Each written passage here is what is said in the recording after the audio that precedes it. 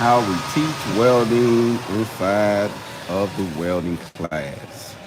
We actually start off in the flat position, teaching them how to run beads in the flat position, run string of beads. Everybody is on their own pace. We do 60 10s and 70 18s, all the two rods that we use. We also show them how to use the power tools. A lot of our students don't know how to use power tools, so we teach them that as well.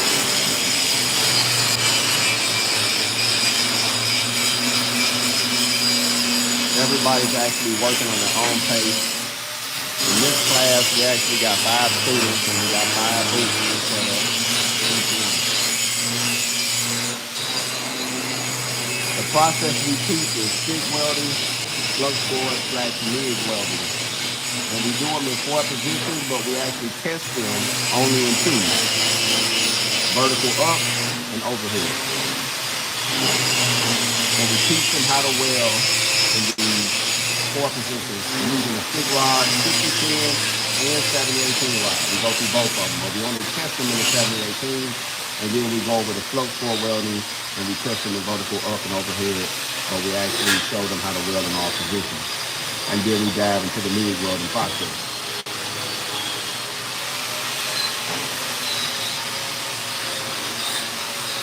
Every classroom is different. Some people say, hey man, why you got them sitting down? I want them to learn as comfortable as they can as they get learning, and then they start standing up and getting in different positions and really getting the concept down pat. But you got to start as comfortable as you can. I always say that you want to be as comfortable as you can. Get started. Always. It just makes it a lot better when you're learning. The more comfortable you can be. Most of the time getting started, most students have an issue with striking the art, getting that started. That's always the frustrating part of the education, is actually striking that art. But once they get it and they get everything going, they tend to take it and go with it. But that's how we teach, man. We teach them how to do welding in 4 positions, but we start off with the plate. And actually, what we do is come over here to the plasma for the table, and we cut out 7-inch coupons. So you cut out and you weld front and back on this 3/8 coupon.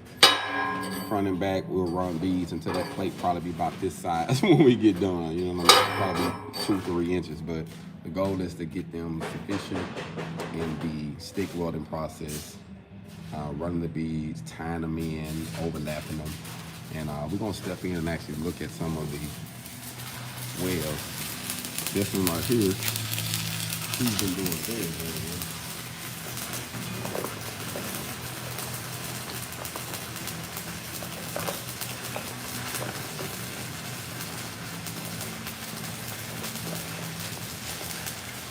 Hold on.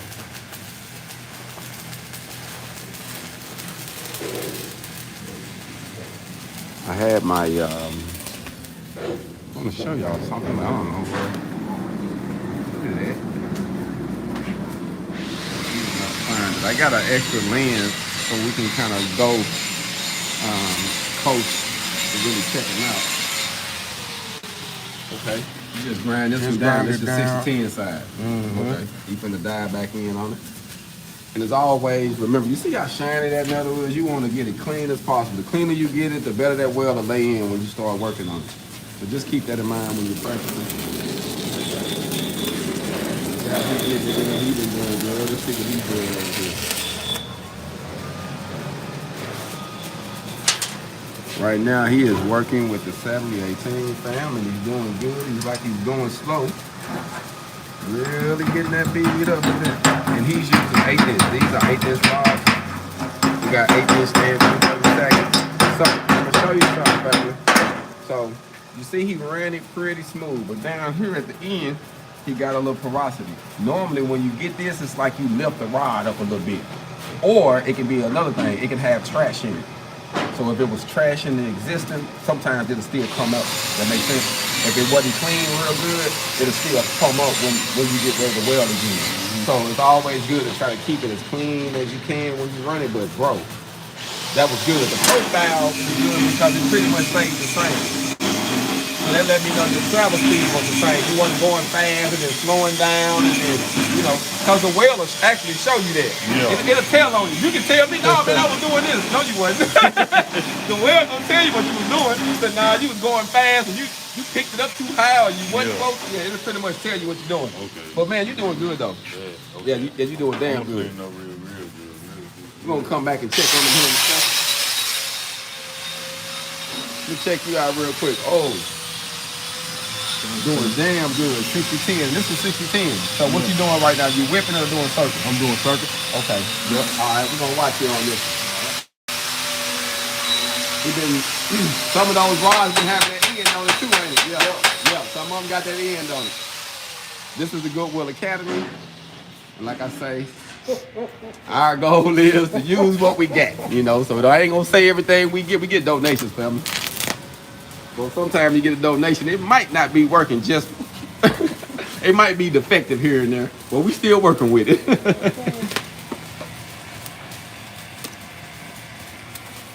It's time to use what we got till we get to where we're going.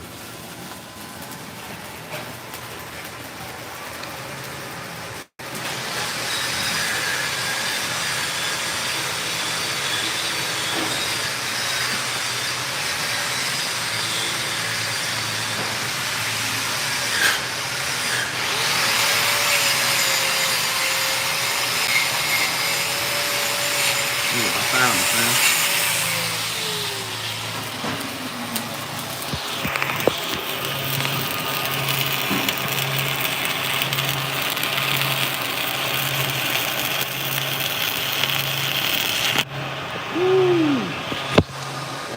Kept that angle all the way down.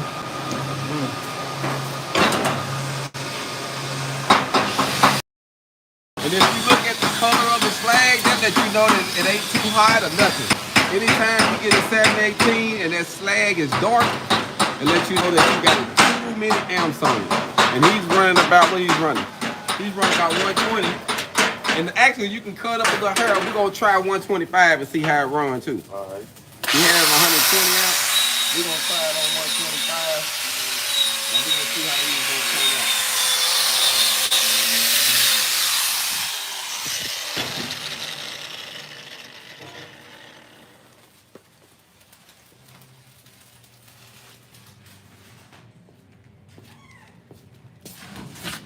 Woo! You got it tight. You did circles on that one, didn't you? I can tell you was tight with it. Yeah. I keep that.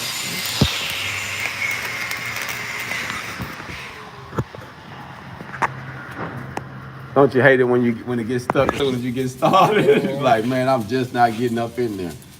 So a lot of times when you do that and you get too much on the end, just bring it over here and just burn the end off. Like burn it where this is off back down about right here. That way all the bad part is gone and then you can strike it and reuse it. I can still use it. Yeah, you can still. You just got to burn that piece off because see what it burnt the flux. So it's gonna be real hard to strike it. So but if you burn that little tip off, you can still use the rod though. You can still utilize it. Yeah.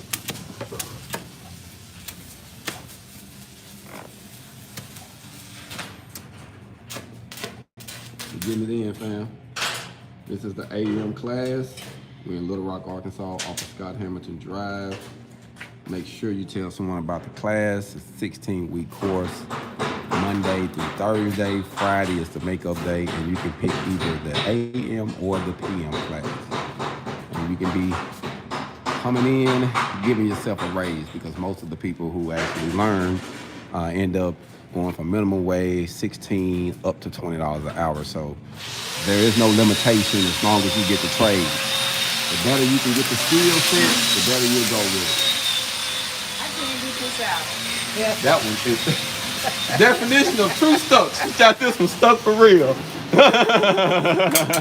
So what we'll do is I'm gonna take the grinder and I'm gonna put the grinder wheel on there and we just grind this little piece to get them little BBs off the top, and it makes it a lot easier for you to start. If you clean that little piece, you just gotta clean that little piece, and it just makes it a lot easier for you to start. Give me a second, I'll do that. Hold me off there, help her out.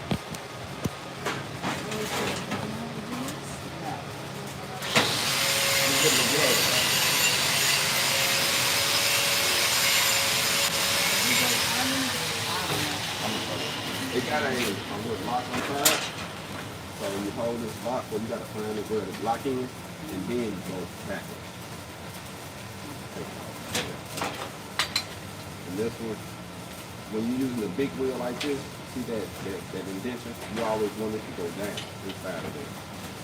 And that helps lock that ground in. But if not, it'll kind of keep spinning like free spinning.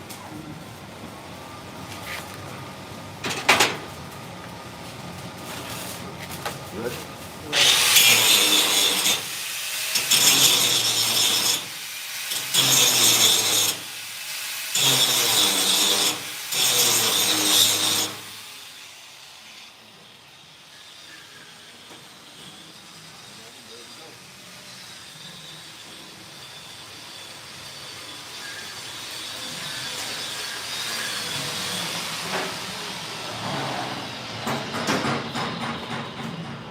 Learn how to weld, family.